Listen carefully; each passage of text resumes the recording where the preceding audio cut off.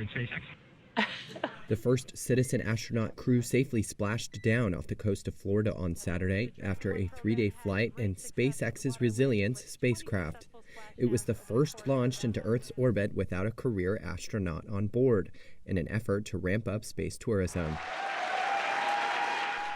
Applause was heard from Mission Control as the SpaceX capsule parachuted into calm seas shortly before sunset. Within an hour, the 4 crew members were seen smiling, emerging from the capsule's side hatch. Each waved and gave a thumbs up to the cameras. They were cheered again as they stepped onto the deck of the recovery ship. The amateur astronauts were then flown by helicopter back to land to reunite with loved ones.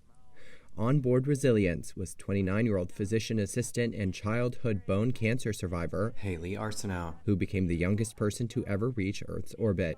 Alongside her was a former NASA astronaut candidate, an Air Force veteran, and a billionaire who paid for the tickets, Jared Isaacman.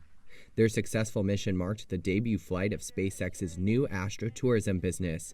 Time magazine estimates Isaacman paid roughly $200 million for the 4 spaceflight tickets.